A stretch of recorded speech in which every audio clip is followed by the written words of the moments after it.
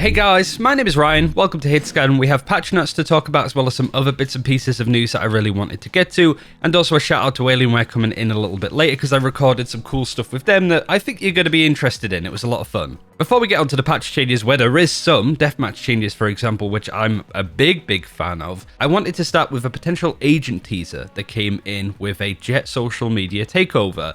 I say potential because there's nothing concrete really. It could also be related to skins or a new event or anything like that. So, you know, keep your minds open. The Korean channel put a bit of a music video out for Jet. It's really cool. I'll link it in the description, and I'll also link in Simprel, who is great at spotting the Valorant lore related stuff, explaining the complicated lore of the game, but also finding some of the cool hints and points of interest that we might miss. This person in the background, the name Victoria Vector, keeps coming up quite a lot. There's actually two separate images, but I think the thing that really spiked my interest is the fact that it is the same image, and looking at it, it very much could be just an agent portrait, right? It's very similar to the style of agent portraits that we've had in the game, certainly the ones that you could expect to see at the top of the screen. Also, with game devs, when they put in extra time to design characters like this, they don't do it for fun, right? If it's a background character, they don't put in as much time as they clearly have to make something as good looking as Victoria Vector just from design, right? We know that we're not getting a new agent in Act 2, we're getting a lot of changes in 2 weeks' time, but this is definitely feeling like the devs are planting the seed of what could be next,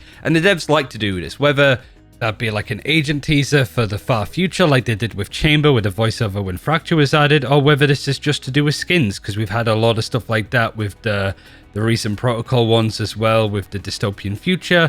Very much could just be related to something new that's on the horizon. But it's definitely to do with something. The other thing I wanted to mention is that the Riot devs are hiring for a console designer for Valorant, which is something that they've spoke about wanting to do, but haven't really got round to it. We know that there's going to be a mobile version of the game some point, maybe this year, question mark, I don't know. But yeah, they're looking to do some console related design stuff. Before we jump into the patch notes, I wanted to share the video that I was working on with Alienware. They sent me the X14 laptop as well as one of the best bags to travel I've ever had with the Alienware one. So I wanted to show off the video that we've done. There are timestamps so you can skip it, but I would appreciate you checking it out because there was some cool stuff and I get to show off Scarborough. So the X14 14-inch laptop, incredibly light, so easy to take around with me. The other thing that I like as well is that the charger is like a powered up USB-C, so you don't have a massive block of a laptop charger to take with you as well. So everything fits in the bag, it's not too heavy. Shout out to Raf there, that's just chilling. And yeah, traveling home, it renders and edits videos at the same speed. It plays Valorant at the highest settings as well, like 30 series of like graphics card in there. And yeah, I think the main thing overall is just the kind of like power behind something that's that light and small. But this is the cool stuff that I was super happy to film. Shout out to my dad for filming most of it. Shout out to Kai there as well. It's just taking a sit down and stuff. This was just like out in the countryside. Now we head on to Scarborough, which for those that don't know is a seaside town in the UK where I was born. And so it was good to like show off this to majority of a North American audience, I'd have to imagine. Some nice shots, even the big 30-foot statue, whatever it is. I don't think it's that big, but it's pretty massive. I've forgotten his name as well.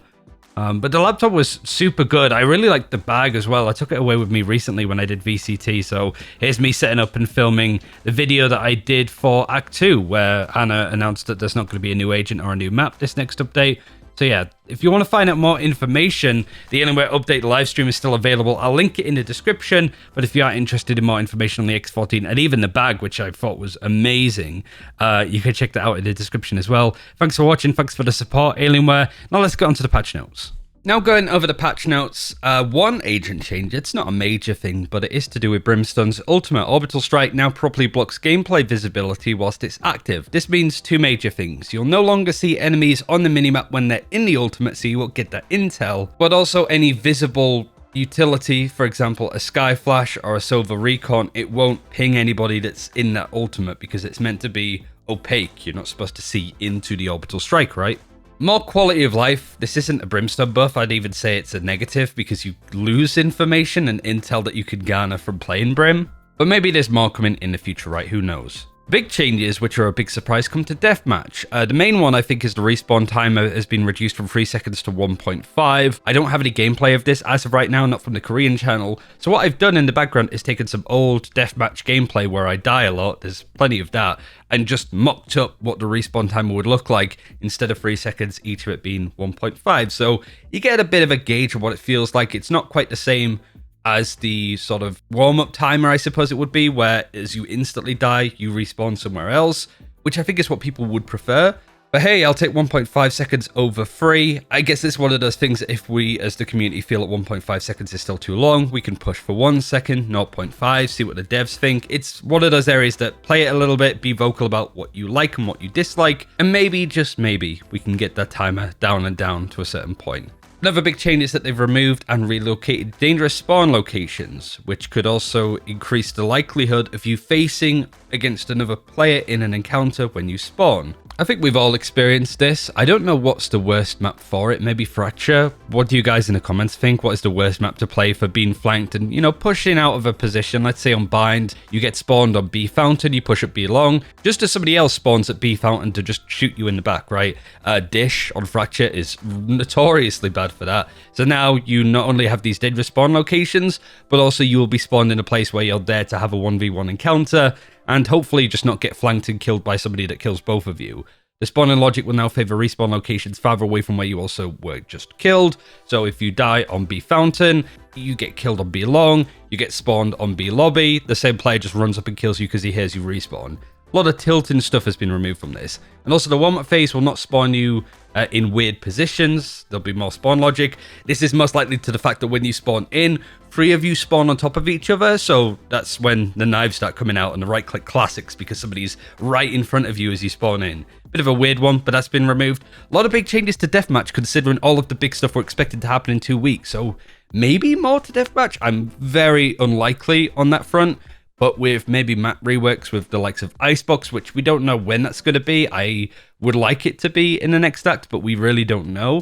Maybe they wanted to get these changes in early before they change up maps and other stuff about the game. Social updates, they've updated AFK detection to deter players from exploiting game mods to farm XP, which is nice. They obviously had the big article talking about the voice comms and punishing that a little bit with Alarm Bot, I think is what they called it. And this is another really good one. A new performance update called Global Invalidation, which should provide up to 15% improvement to CPU-bound players. Now, we did a video with New, which I'm amazed at the support of that, by the way, so thank you very much for watching it and liking it, saying that for the majority of people, certainly at that mid to high level spec machines that this patch notes is talking about, those are the people that recently got a graphics card in the last, I said recently, 3 to 5 years. If you're on like a 20 series or a high-end 10 series, like a 1080 Ti, for example, these are the kind of graphics cards that most people will have, no doubt, the devs will notice. But also if you're one of those people, you are likely to be more CPU bound. Your CPU is worse than your GPU,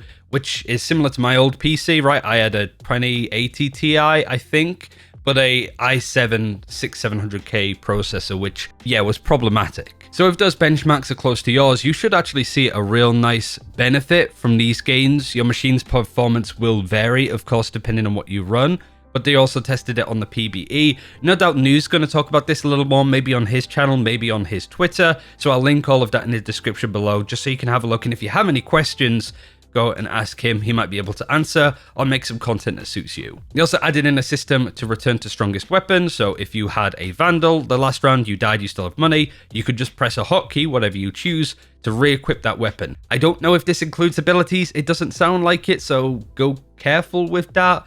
Some similar stuff has been in game for CS for quite some time, right? Just rebuy what you got in the last round, but I don't know if this includes abilities or not. We'll have to see. It looks good though. And also some bug fixes. The main one, I think, is that Chambers Headhunter Tour de Force can no longer just go off on their own.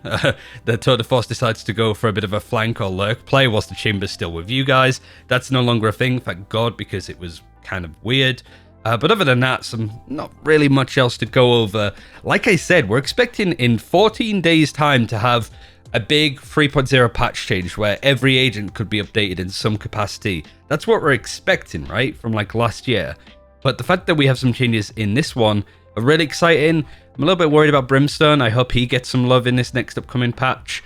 Wonder what they're going to do with Astra overall. The skins, no news on it yet. I haven't got any assets now personally, so probably keep an eye on the channel later and we'll do some stuff then. But yeah, thanks for watching. Hope you enjoyed it. Hope you enjoyed the X14 stuff as well. It was a lot of fun to film, and I hope you appreciate I put the timestamps in and everything, but I would definitely love it if you give it a look in and give some love to Scarborough. It's a beautiful town that I was born in, got to revisit. Good to show off that part of the world. Anywho, thanks for watching. Take care. We'll see you next time.